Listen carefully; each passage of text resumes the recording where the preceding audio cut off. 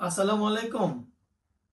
সেন্টেন্সের ভেতরে টেন্স নিয়ে আলোচনায় সবাই আগ্রহী এবং এটি সবাই ভালো বুঝতেও পারে, কিন্তু আসলে আমি একটি জিনিস বোঝাতে সবাইকে অনুরোধ করি, সেটি হচ্ছে যে ইনফিনিটিভ, জেরান্ড এবং পার্টিসিপল ভার্বের এই তিনটি অনেক অনেক গুরুত্বপূর্ণ ব্যাপার।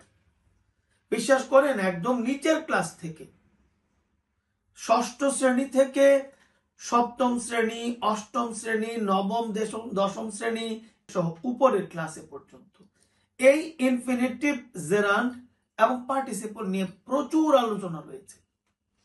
আমি আপনাকে বলি, আপনি যদি ক্লাস ষষ্ঠ শ্রেণীর বইয়ে দেখেন, তাহলে ষষ্ঠ শ্রেণীর বইয়ের ইংলিশ গ্রামারের আপনি 50 পৃষ্ঠা খুলে দেখবেন, জেরান্ডের, পার্টিসিপলের আলোচনা রয়েছে 50 পৃষ্ঠায়। আইএনজি ফর্ম, সেটি পার্টিসিপল না জেরান্ড, এই নিয়ে সবিস্তারিত আলোচনা হয়েছে ষষ্ঠ শ্রেণীর বই।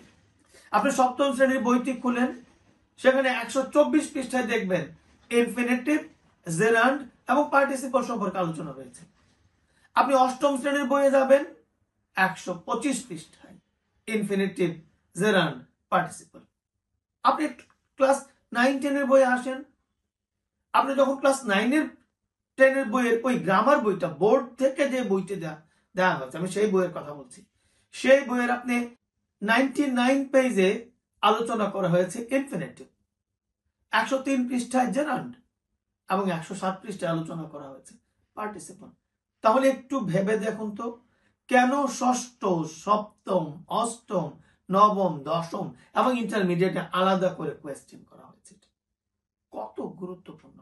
আমরা প্রায় স্টুডেন্টরাই আমরা এটা অবহেলা করে থাকি।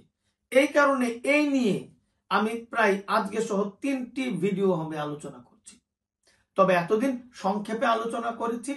এর পরের ভিডিওগুলিতে শুধু ইনফিনিটিভ নিয়ে কথা বলবো, শুধু পার্টিসিপল নিয়ে কথা বলবো এবং শুধু জেরান্ড নিয়ে কথা বলবো।